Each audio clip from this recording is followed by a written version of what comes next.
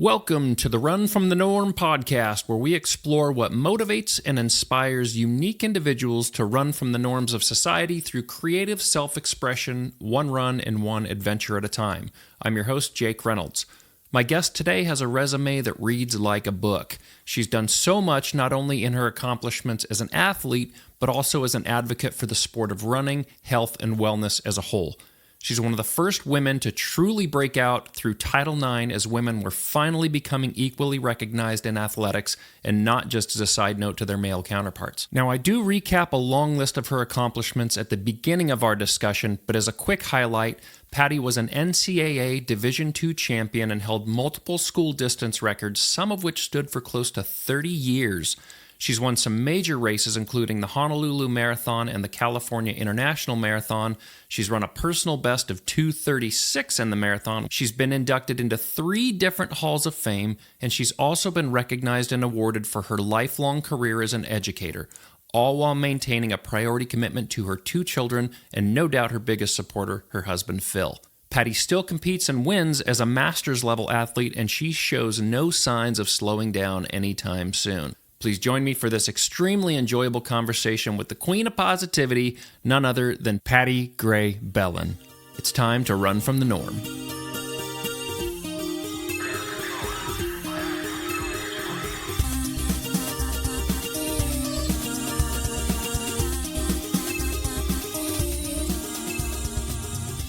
Okay, today we have on the podcast here Patti Gray-Bellan. Patti, thank you so much for joining me today. Thanks for having me. Absolutely. Patti, you've got a pretty storied career, and I just wanted to go through some of the highlights you had shared with me. You won NCAA titles in the 3,000, 5,000, and 10,000 meters. You were a multi-time All-American, and you held school records in the 1,500, 3,000, 5,000, and 10,000 meters. Yeah, I think I held most of those school records for about 30 years. Except for the 1,500. I no longer hold those records, but I saw hold them for a long time. Longer than I ever anticipated. Which is absolutely amazing. But then you also won the Honolulu International Marathon in 1984. You represented the USA in Japan at the World University Games in 1985, where you won a silver medal and qualified for the Olympic trials. You went back to the Honolulu International Marathon in 86, where you set a PR of 2:36, which is absolutely flying. And then in 1987, you won the California International Marathon in what looked like an absolutely rain-soaked mess. Yes, it was definitely a test. I was really fit before that race. And I think many times when we're racing, people always talk about times, but really, it's about how we race. Mm-hmm. And on that day, that was a tough weather day, 60-mile-an-hour headwinds, pouring rain. And I just kept going. And I, at some points, looked up into the people out there cheering. And I thought, well, if they could come out here in this weather and cheer me on, I can certainly give it my best and keep going and power through. And that was a tough race, but it was probably one of my better races. Really? Even in the tough conditions? Yeah.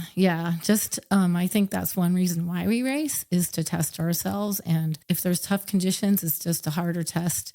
Sometimes it's opponents that test you, and sometimes it's the conditions, and sometimes it's both. But that's the beauty of competition. I think that's why I love it so much. What got you into running in the first place? Well, probably because I wasn't very good at any other sports.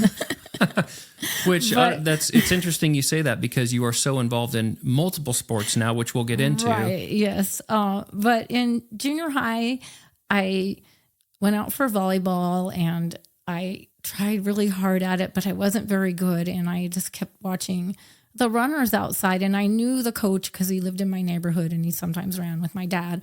And I thought, oh, that looks so much more fun just to be outside and running.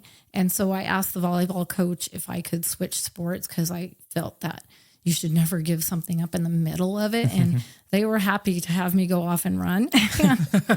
And seriously, in junior high, I was cut from basketball and softball, but they didn't cut cross country and track. They were looking for people. So I went out for it. And then in high school, I continued and went out for cross country. And at that time, there wasn't a girls team.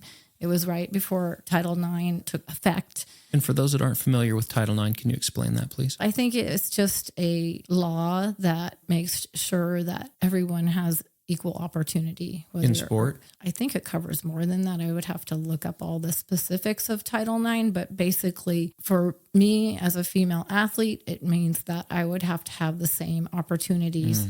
And so it was just trying to make sports more equal for women. There were some unintended consequences. For instance, some of the male sports might have been cut because they didn't want to cut maybe their football program. And so they cut other things. And so there could have been some unintended side effects, I guess, of Title IX. But overall for women, it's made a huge difference. And so my first year of running in high school, there were 3 other girls and me, and we ran on the boys team and we did all the workouts, the same as the boys. And then we raced with the boys' races.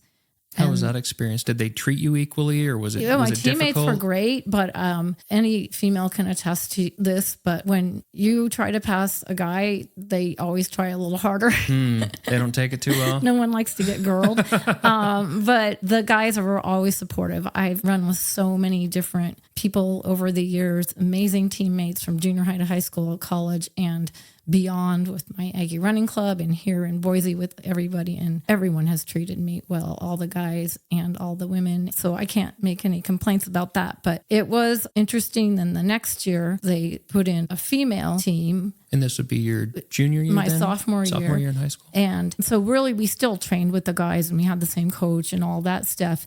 The only difference is that in the races, there was actually a girls' race. Gotcha. And at the time for cross country in California, it was 2 miles. And I was at a different high school at that point because our family moved. There was another girl on the team that was pretty good and we trained together. And so we didn't have enough to field a team. I think we had to have 3 scorers, and it was me and Pam. And then we would walk around the school and just try to talk someone into walking 2 miles. Oh, really? So that we could have a team, because the 2 of us could do pretty well, but then we would lose because we didn't have enough people. That third person. And so nowadays, when I look, and my children ran for Boise High, and their team had, 90 kids. You look at these programs and they're filled with kids, and it makes me so happy because at that time we had to beg people to run and to get involved now, with it with you. Yes. And so it's grown so much, and it makes me really happy to see that.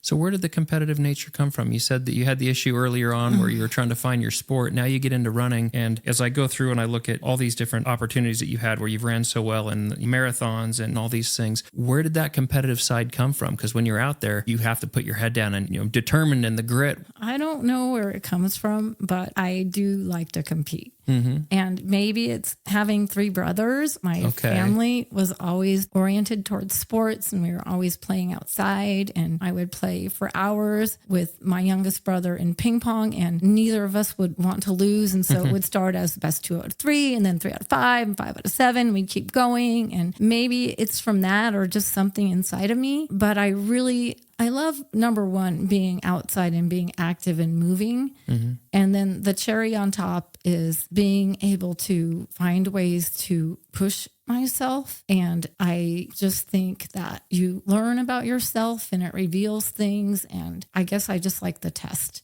to see how far I can go. And for me, it takes other people. I know some people can go off on their own and do their own workout. And I do love running alone. I love that. There's a certain meditative quality of that. But for me, and maybe it's a weakness, if I really want to run hard, I've always had to run with others. You need that competitive because it pushes you a little bit more. I need someone to push me, and I need someone to push. Mm-hmm. And I love it. I love that feeling of when you're stride for stride with someone, whether it's in a workout or in a race, and how you can just sort of get moving together and find out just how far you can go. And in every single race, there will be a point or a few points where the fatigue is there and it's real. And then the challenge at that point is to see how far you can go once you hit that point. And, my different coaches, from my high school coach to my amazing college coach, Sue Williams, would always say, the race doesn't start when the gun goes off. The race starts when that pain sets in. And that's when we're really starting to race. And so I guess I just like exploring that. And seeing how far you can push yourself. Yes. Even now, the 61-year-old, I find that I still enjoy that. Because you're still out competing. I see you're still part of the Hoka Aggies team, and you're still competing at a master's level. You compete in Nordic skiing. Here recently in my notes, I had it. You went to Colorado and won a ski race here. Oh, it was in Sun Valley. Yeah. Okay. Yeah, it was, and it wasn't that long ago either. So you're still competing at a very high level, even at master's level. Yeah, I dabble in and out. I definitely had a very strong competitive time in my 20s. And then I took a time out and I kind of just jumped in and out of things here and there. And then when I turned 40, we put a group together and we won cross-country nationals with the Aggies down in California with my old college teammates. And then just now, as I've been entering like my late 50s and 60s, I've been getting back into it. And I tell you, it is the icing on the cake. I am at this point in my life loving to compete, but what I love more and what is most important is being active and being able to move and to be healthy. And I truly feel like I'm training for my older years. And if the training for competition starts to get into a situation where maybe I'm, becoming injured, I'll always pull back to make sure I'm saving myself to be able to run for as many years as possible or be as active as I can for as long as I can, because truly it's being out on the trails with my friends like you and our Saturday group. Yeah. And being up in the morning with my dear friends that I run with every Monday, Wednesday, or Friday at 5:30 in the morning, and having those friendships and being able to do that. And my dream is to be able to continue to do things with my family. I love going on long hikes with my son and doing things like that with my daughter, and my husband and I do a lot of adventures. So being able to stay healthy and active for this part of my life is really my main focus. But if I can slip in and do a few competitions, icing on the cake. It's icing on the cake. Yes. That's awesome. I did see that. I was doing a little Facebook stalking to kind of look back through, and I saw just a ton of outdoor pictures of you and your family, a lot of hikes, some summits. Were your kids early on, were they interested in the outdoors as well, seeing you and your husband so actively involved? Or is this something that maybe later in the years they're getting interested in? We started taking them camping when they were little, and they always like to be outside. And, of course, when they're little, you're getting them to go down the trail with some trail mix and gummy bears and whatnot, it takes. Carrying them and pushing them. But both of our kids love the outdoors, and they're amazing in terms of what they're doing out there and how much they enjoy it. And it's something we enjoy as a family. But now we're trying to keep up with them. And so it's a new test changed. for you. Yeah. Now they're, getting us, helping us along. My sons help me up a few peaks, and they help us with skiing and climbing and trying to stay up with them now. But it's my dream to continue to be able to do things with them for as long as possible. Oh, I love that. And kind of along that line, you've also been a lifelong educator and very involved in the health and wellness space. That's correct. Can you speak a little about that? Yes. I have been so fortunate to have had a long career as an educator. And I will tell you, I have two influences that got me into that. One is my mom, who is no longer with us, but she was a teacher. And then my college coach, Sue Williams, who is amazing, was my mentor and still is. And I saw the impact that she had on us. And so many of us from the team ended up getting into coaching and teaching and to pass that on. And also really when I think about my Aggie teammates, my Hoka Aggie teammates, going from way back, so many of those people that are masters in running are also coaches. So I feel like we gain so much through the sport that helped us in our lives that we want to give it back. And I believe that's why I chose the path of being a PE teacher and health teacher, is because one, I love to move, but I also want to help others fall in love with movement as well, and having a healthy, active life. I can't tell you how lucky I am to have had the 19 years at River Glen Junior High School, coaching and teaching there with some amazing people. I know junior high kids sometimes get a bad rap, but man, I love teenagers. And I think that's a great age. They're still young enough to be impressionable, but they're not old enough to where they don't want anything to do with you yet. I know. And teenagers are amazing. Yeah. And I wish that our society would give them more credit because they are incredibly smart, intelligent now, intelligent, inquisitive, and there was never a dull day. So I did teach at River Glen for 19 years with the Boise School District. And then about 6-7 years ago, I stepped into a different position with our district, and I'm on the instructional support team now. So that's very gratifying. Because, and what do you do in that role? Well, I have a few jobs in that role. One of them is I help support our AVID system in our Boise School District, which is an amazing system that's really aimed at helping all students achieve their college and career dreams. And we're really targeting those middle kids in our AVID elective. And I taught that and I support that elective class now. And so they're learning skills that they will need to do well and thrive in the college environment. And that's not specific to a single school. No, it's in all of our secondaries, so all 13 of our secondaries. Wow, and okay. so one part of that AVID elective is something called a tutorial. And in that tutorial, the students are learning in a Socratic method how to help each other with their problems or things they don't understand. And we have tutors that facilitate that process. And one of my jobs is to hire and train and manage all of those tutors that go into our 13 secondary sites that are supporting our students. So that's really cool. It's fun to see those kids go on to college and do really well. And so you're not just working with the kids, you're training the trainers as well. Yes. That's awesome. And supporting the teachers. So that's one role I have. And then the other role is another super fun role is I help coordinate our induction program for the Boise School District. So for example, this year we hired 135 new staff. About 45 of those were new to profession. The rest were new to our district. And so I help put on a monthly class to support those teachers and also certified staff, because some of those are nurses and counselors and so forth. And then I support their mentors. So they all have mentors in their building.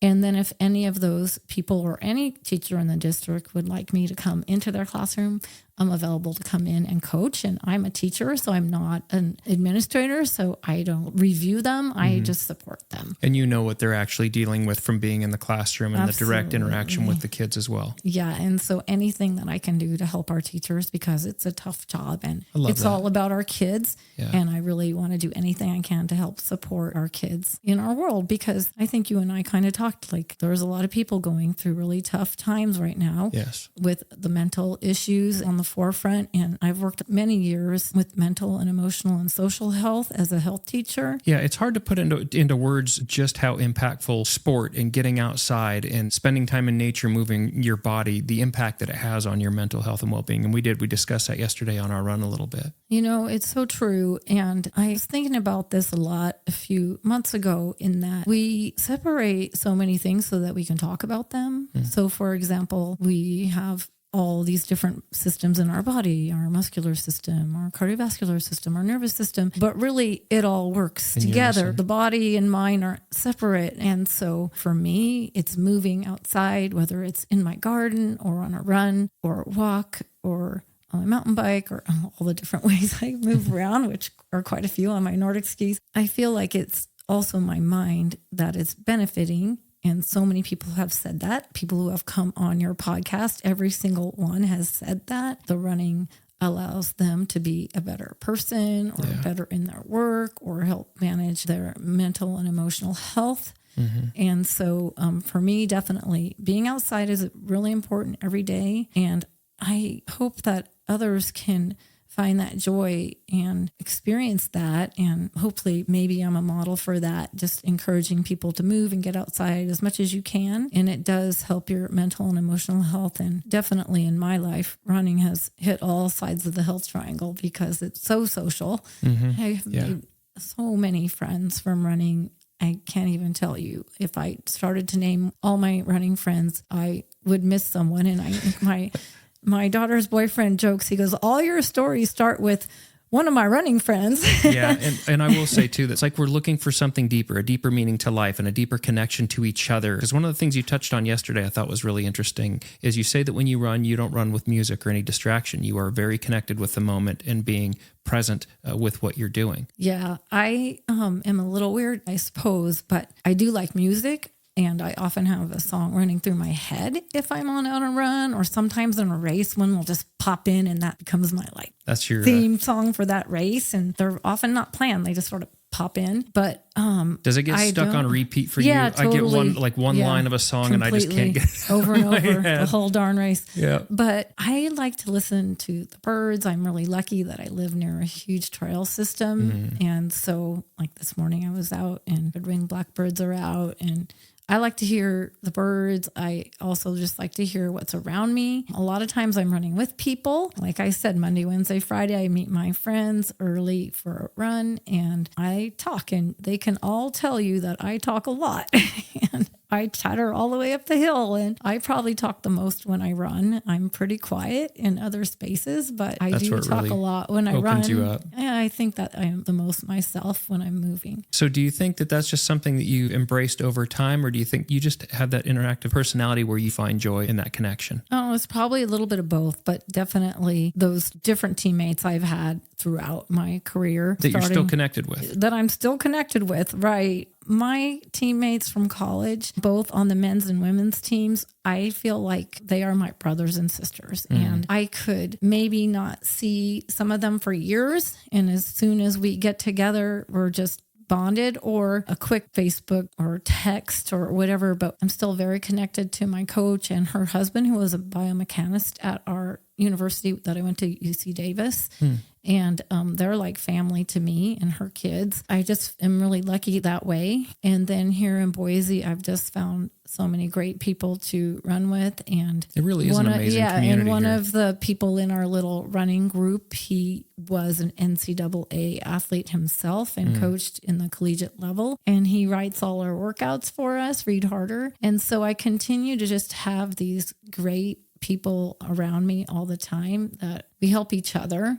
And as my running friend Richard Christensen says, I run pretty much every Monday, Wednesday, Friday with a guy named Richard and a guy named Sean, and they'll run any workout that I ask them to do to help me get ready for some of these crazy things I decide I'm going to do. And they just say, we're getting slow more slowly. That's kind of our motto. I think we need a t-shirt. We're definitely slower than we used to be, but we're still faster than most people in their 60s. That's another enjoyment, which actually we'll shift gears there a little bit because I want to ask you about training. What your training was like back when you were competing in college. Obviously it's changed now, but when you were competing at that high level, what would a week look like for you? What was your training volume? What kind of workouts were you doing? Well, obviously it scaffolded over the years, but I think at my highest years to compete at that level, my volume was probably minimum 70, 80, 90, and I ran a few 100-mile weeks in there. And also throughout all that, lifting weights several times a week, doing lots of drills, stretching. I did pick up some swimming in there to help with injury prevention, but yeah, pretty big mileage. Typically at that collegiate level at that time, our workout structure was Monday, Wednesday were our harder workouts, kind of interval stuff. And then Tuesday, Thursday were longer, easier. Fridays usually was just a race warm up because we often raced on Saturdays. Whether it was cross country in the fall or track in the spring. And so that was like the easy race warm-up day, Saturday race. For me, that often meant several races because I was using a lot of, I was often using a lot of the races, the weekly races to train for the eventual goal of nationals. So I trained through a lot of those and just bumped into a bunch of races. Saturday night was usually wild dancing at someone's house that we would get together with, on the team, and we would put on some music and we dance for hours like maniacs. I don't even know how this happened. Oh, that's awesome. And then we would get up and standard run from the gym at UC Davis, Hickey Gym. We'd meet at 9 a.m. That was when I actually ran a lot with the guys on the team, and they were just my brothers. And we would run probably 10 to 15 miles long, slow Sunday run, and then come back again on Monday for a hard workout. So that was pretty much my training for a long time. After college, I continued to compete. I ran for Adidas and then a little bit for Asics. And then I found my way to the Aggie Running Club, even though I'd always been associated with them in my college days, because that's where they started. I ended up there, and then I met my husband, and then I kind of took a time off from running. I had some injuries and I just needed to heal. So we ended up getting married and having some kids and pushing the baby jogger and life went a doing different direction, those kinds of things for a long time. So when, on the injury side of things, you're competing at that level, you're pushing your body to these extents. What were injuries like for you? Did you have a lot of injuries? Were you able to stay healthy most of the time? No, I was really, and I have been all my life very lucky to be a healthy runner. Knock on wood, I've never had a stress fracture or any really big injuries, but I did have one, and I think I shared with you yesterday, that was devastating. What, probably 10 like days before Olympic trials? Yeah. So in 1984, it was a very historic time. I feel so privileged. I was on the receiving end of people who did a lot of work to get women sports, like I said, the Title IX, and get women's sports moving. So I'm going to back up here a little bit and then I'll lead up to your injury question. I told you in my freshman year of high school, I ran on the boys team, and then we had girls cross country, and there was already girls track. But when I went to college, my first year at UC Davis, we were a Division III school, and at that time, the governing body for women's sport was called the AIAW. So they were the governing body for collegiate sports, and the NCAA was the governing body for male sports. Okay. They had their separate governing bodies. Interesting. Yes. And so my sophomore year, the NCAA decided that they were going to take women and men, like they were going to bring women in. Okay. So think about that when you're watching March Madness. And the women are just killing it out there, right? But until that time, we weren't in the NCAA. And so my freshman year was the last year that the AIAW was going to be around.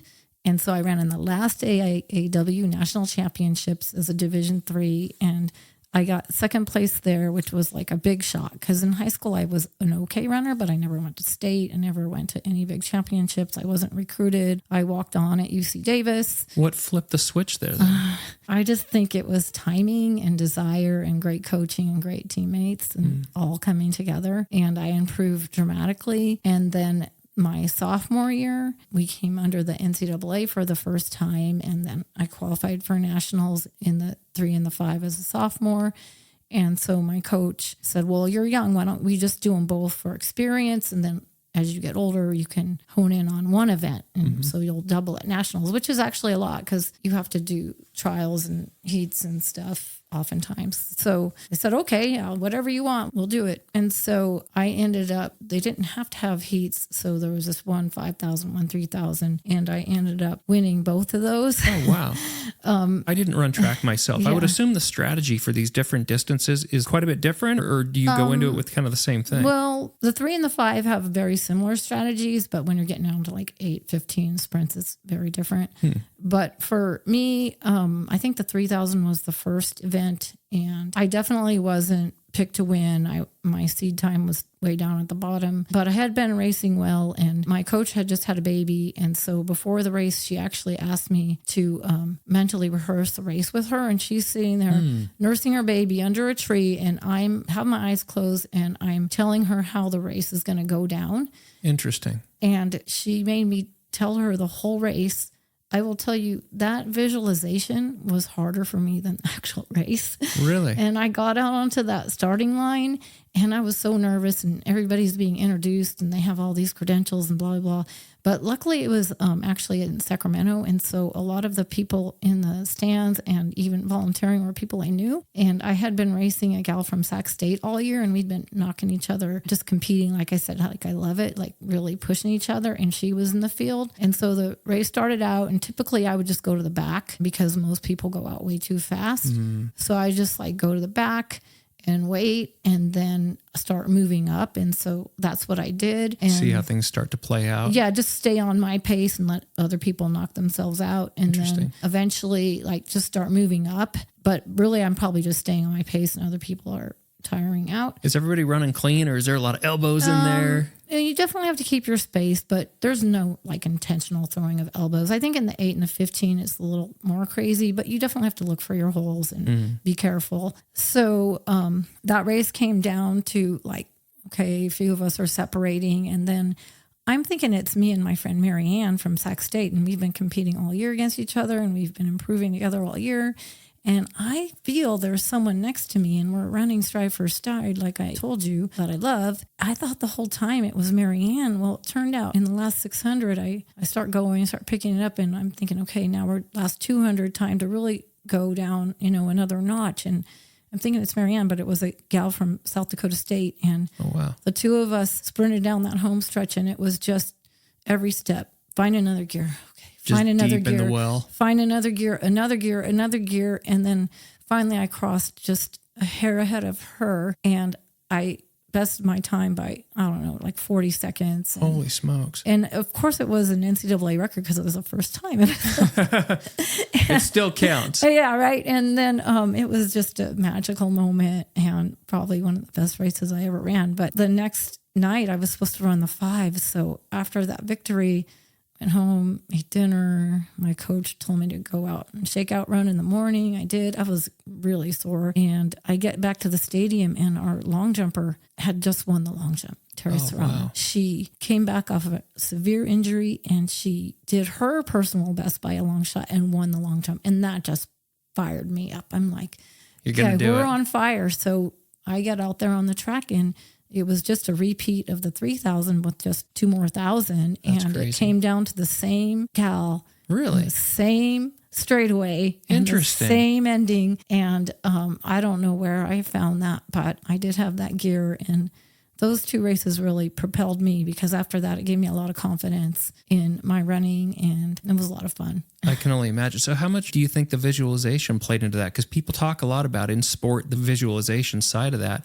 Did you do that again for this second race? I don't remember doing it because I use visualization a lot, like a lot of athletes, not just for running, but for a job interview or whatever. I think it's important to picture it and visualize different scenarios and even different conditions. And where did you start doing that? Was that from this coach, or is this just something you adopted? It probably was definitely my coach, and then me moving on forward with that. And I studied sports psychology at UC Davis, so it's probably some of that influence too.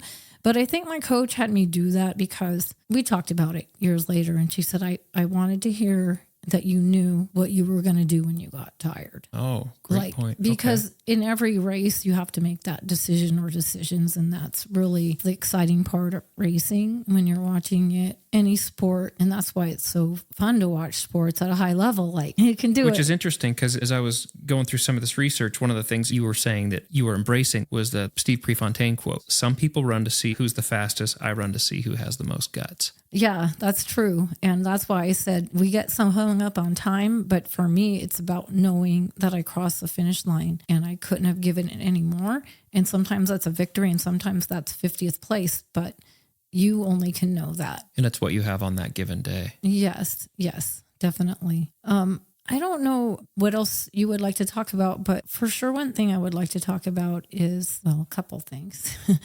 But I did talk about being at the first NCAAs where women were there. And I definitely was on the receiving end of people who did a lot of hard work to get women's sports, to allow women to have more opportunity in sport is the best way to put it. And I hope that being one of those first women out there, that I helped to inspire some people to be a strong female athlete. I know one thing, and I shared with you on the run yesterday, that our coach would often have talks with us girls about how it was okay to be strong and it was okay to have muscles and it was okay to compete, because until that time, those things weren't seen as very feminine. And now I look, like I said, at all those girls out there running and competing at every different level now. And it's good to have muscles now, and it's good to be strong, and it's great to compete. And so all of those things that we were told when we were young that weren't ladylike now have become part of the fabric of our society. And I know we're not fully there, but it does make me happy. And I feel really privileged to have been a part of that journey. And so as I turned 60 and now I'm 61, one of the things that I hope to do is be part of this new idea of aging. And I know other people are way ahead of me on this too. So I'm an early adopter. I'm not the person inventing it. But we used to, everybody moved to a one story and, you can't do this, you can't do that. But the more I'm reading with research and the more I see, and I think that's why I really liked going to that cross country nationals this last fall, is seeing all these people who are all different ages out there. And we may not be as fast as we were, but we're still doing it and having fun, and we're enjoying each other's camaraderie, and we're enjoying pushing each other. And it kind of motivates me to get after it with weights and all those other things that we do. To stay active and keep your body moving. Yep. And I know Sid Sullivan, who you interviewed on one of your earlier podcasts, is another running friend. And he always says, motion is lotion. Yes. And a few PTs I've worked with in town and different readings have all said strength training is really important. So you asked me about injury prevention a while ago, and nothing can totally prevent everything. I could do everything perfect and still get hurt, like back in 1984. And we never got to that, but we can get to that. But I do spend Tuesday and Thursday morning lifting weights. Okay. So about an hour each time. And then I go to yoga twice a week.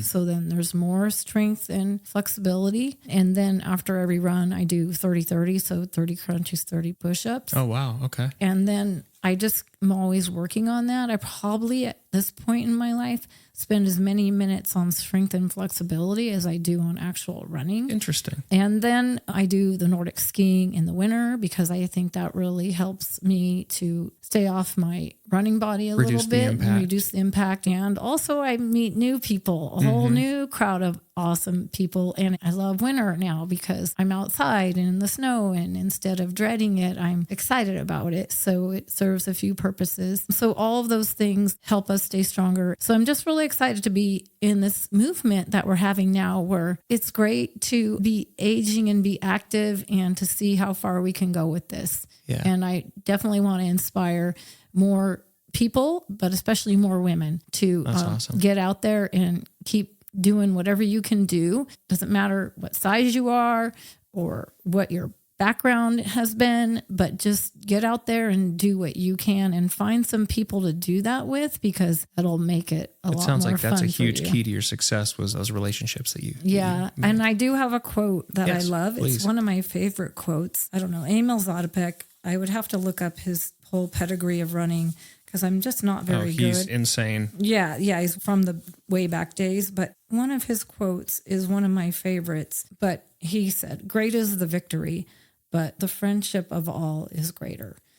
And I really think that's true with my running. Like I said to you yesterday on our run, it may seem to the outsider that running is a solitary sport, and definitely love going out on a run by myself and that sort of meditative place that you can be on a solitary run is magic. But it does take a village to, in my case, and probably most people's, compete at the levels that I enjoyed for many years. It takes your family. My family was super supportive of me. My dad told me one time, he goes, "I don't know a lot about running, but I think you need good shoes." And at the time, I have really small feet, so it's really hard for me to find shoes now. And so he took me across the bay to the first ever running store back in the 70s. It was a Runner's World running store in Palo Alto, and he bought me my first pair of spikes, and I still have them. They were Sprinter spikes, but that was all they had, so I ran in Sprinter spikes. Yeah, and I still have them. They're leather. They smell good. Well used. Yeah. And then 3 brothers always supporting me, and my mom always believing in me. And of course now my husband and my kids, great support and a lot of fun, and then just so many friends and teammates along the way. So that's awesome. I was actually reading something not long ago, and they were talking about the highest growth rate in running right now is 50 and up.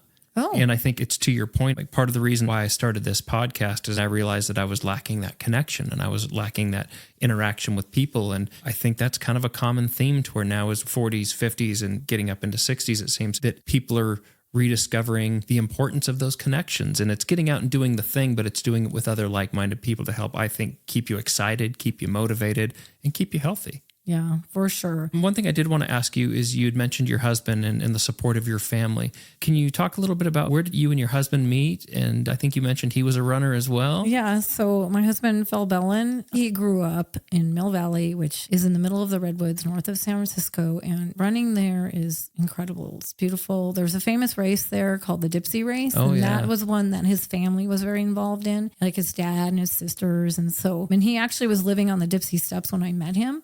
So we met each other through the Aggie Running Club, which is a club that started out of UC Davis, but then a lot of Cal Poly athletes started joining the Aggies. So when I graduated from college and got my master's, and then I was actually teaching at a small college in the Bay Area, Mills College, and he went to Cal Poly and ran for them, but then had moved back to the Bay Area and was working there. And so we met through the Aggie Running Club on some runs that we were hosting. One of our friends set up these hosted runs on Sundays, and Phil hosted one, and then I hosted one. So we met through running with the club and then just started running together.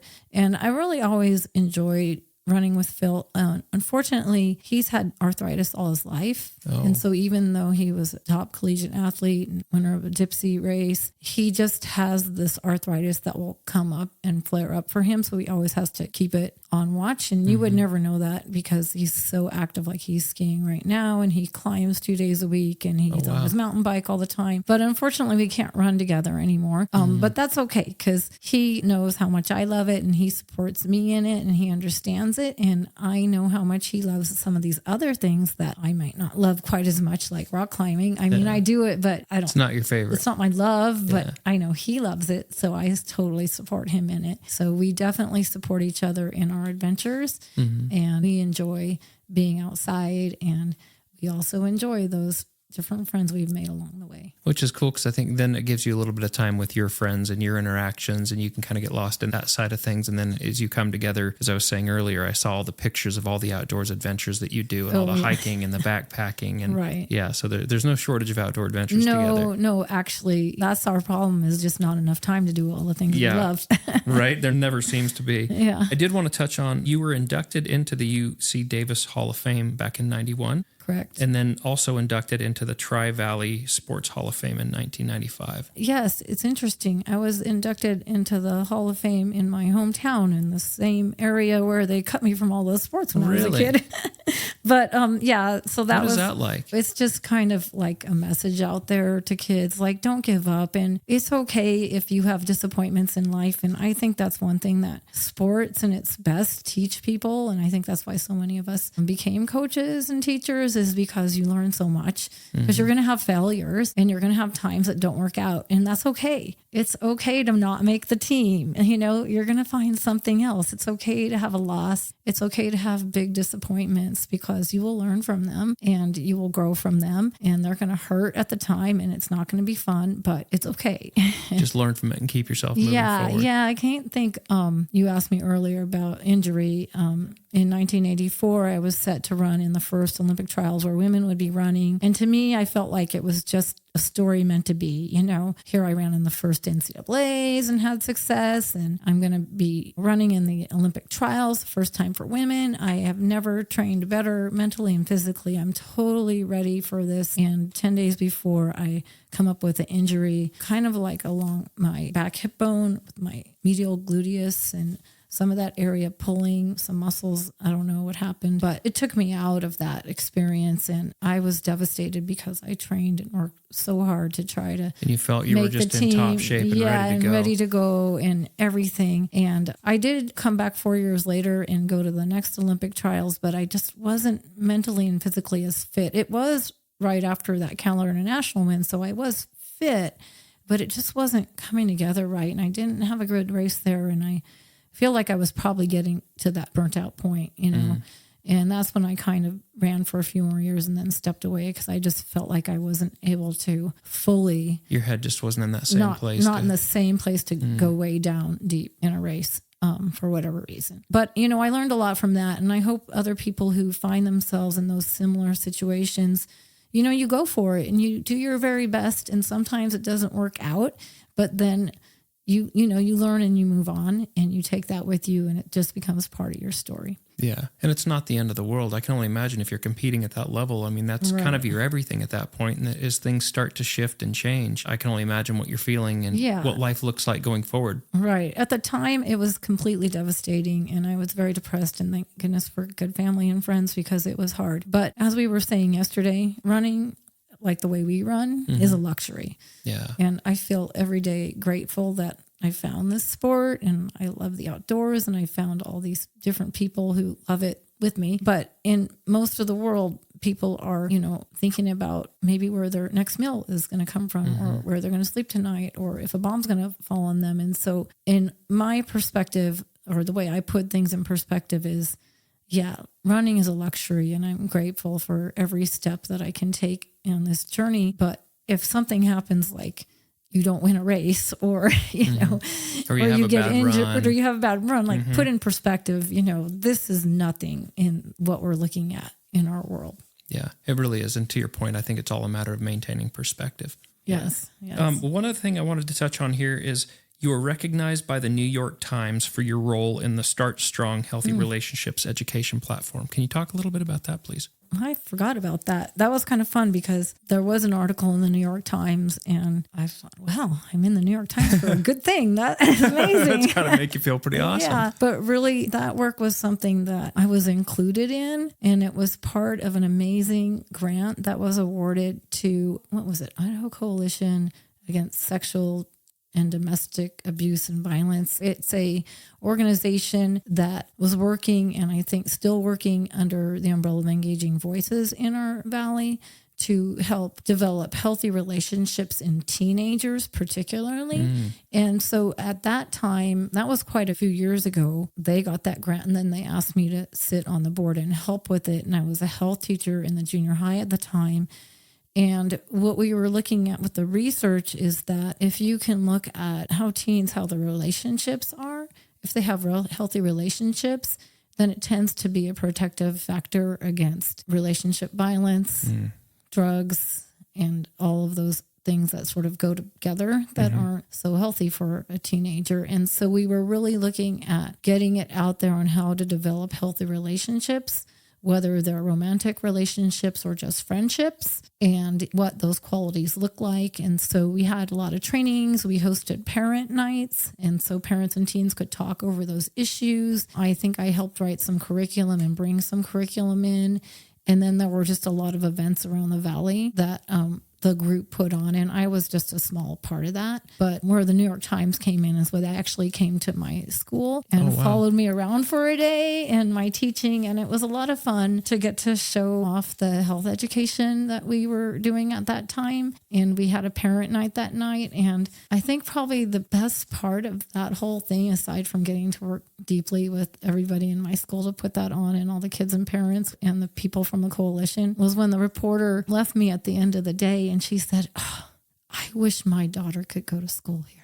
Really? Where she was in New York, health education or anything to the extent of what we were doing. They don't have that support. They didn't have it. So that made me feel pretty good that the reporter, after spending a day with me, wanted to send her child here. Yes, to Boise, Idaho, and experience what we were doing with our youth and what we continue to do. I know that we still offer a lot of great health education, and we've had some tough issues with our youth in the valley. And so I know we're doubling down on the support that we're providing for parents and for our youth so that they can be connected and hopefully develop into healthy adults. Yeah, that's amazing. One of the things that the more I learn about you that I think is absolutely admirable is you're just doing what you love and you're engaged in these things that you feel purpose in.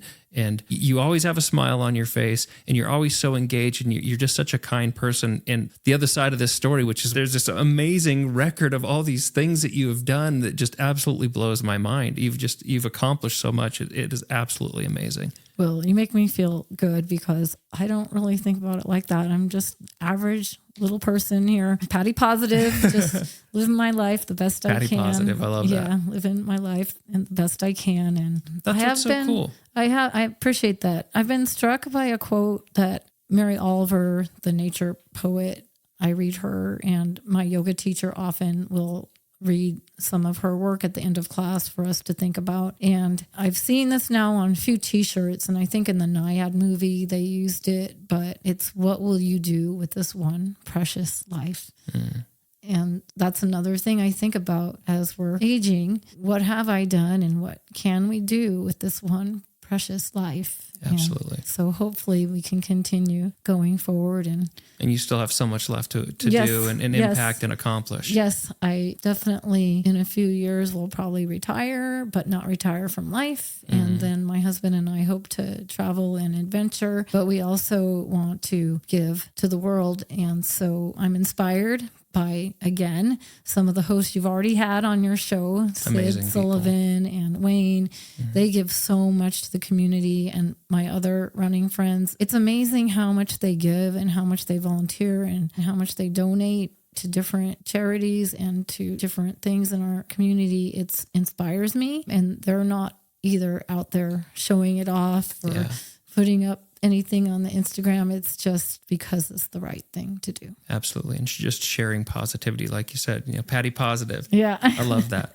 I do want to ask a couple of final questions here, if you don't mind. Yeah. So right now, with where you're at, what's at the top of your bucket list? Well, I think we were kind of touched on that.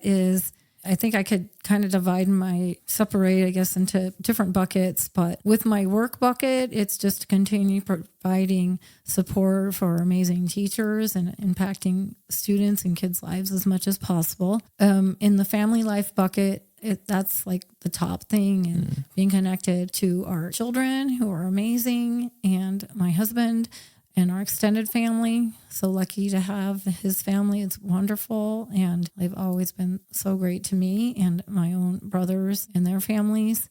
So the family thing.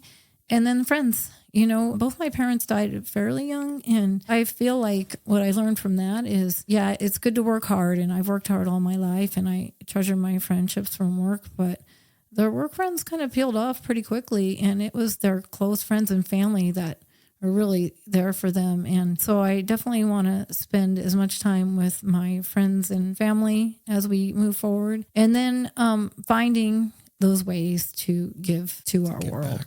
And I don't know what that's going to look like. I am very attracted to doing something with our environment. My husband's super committed to that. I think that's a huge concern for our youth and for anybody on the planet right now. And so I treasure the outdoors, and I treasure our trails. And so I could see getting involved somehow with something like that, but I don't know what that looks like yet. Do you think it would have a tie into running, or do you think it could be completely separate? Probably because of trails and trail systems and just anybody who runs, you're outside, you appreciate the outdoors. So maybe. Yeah. Just have to wait and see what that looks like. I have to wait and see. Yeah. Maybe I'll be like taking kids on nature hikes in the Sawtooth and teaching them about the land. How And awesome I don't would that know. be? I have no idea. Or cleaning up litter on the trail. I don't know. Just Who have knows? to wait and see. Yeah, I'm going to wait and see. So as you're saying that, it strikes me how much you're very present. It's Thank you. Absolutely awesome. I didn't see that about myself, but thank you. You're welcome. So follow-up question now. What's the most important lesson a lifetime of competitive sport has taught you about yourself? This may seem trite, but you can do hard things. I hear that a lot now, and I think sport teaches you that you can do hard things. You just have to persevere and keep pushing until you actually can accomplish the goal. Make a plan, find some people to help you, and keep pushing. Working hard. I like that. It can be absolutely as simple as that. It's just you can do hard things. Yeah, and that you can find joy in simple things. Yeah. Okay, my final question here, this is kind of a long one, but with everything that you've done throughout your entire life with family and sport and education, what's the legacy that you want to leave, and how do you want people to remember you? Oh, legacy. It's a tough question. Yeah, that's really hard. I think I just leave the legacy that, I've lived this life of, like I said, being on the first end of women being able to have opportunities, and now maybe old people being able to have more opportunities and being seen in a different way. And so don't let the world define you, make your way in the world and bring someone along with you. I hope that I also, when my day ends on this earth, that People remember me as someone who cared about them and cared about people and was kind. And I absolutely think that they will, with everything that you've done and what you continue to do and your love of seeing people succeed and helping them find the better sides of themselves to move themselves forward. I have no doubt about that. Thank you. Yeah. Well, that's awesome, Patti. I really appreciate you taking the time to sit down and chat. And it's been an amazing career that you've had. It's been an amazing life through sport, education. And as you continue on this mission of life is out there to be lived, I can't wait to see what you do next. Thank you so much for taking the time. Thanks for having me. Absolutely.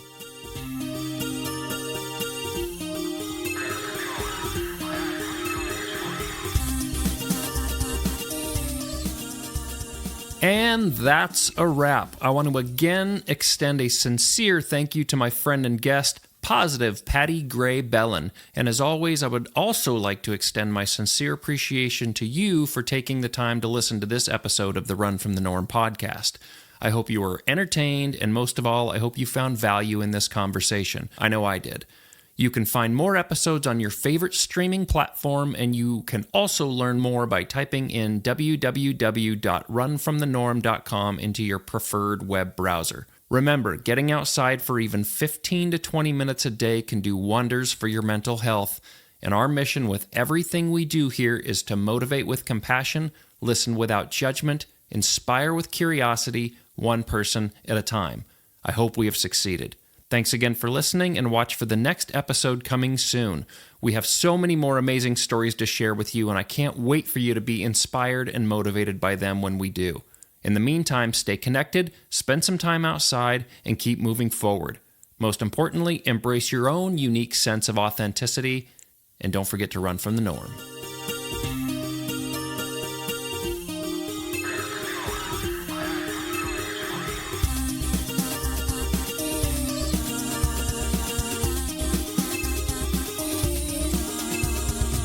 Check the mic, make sure it sound right, boy.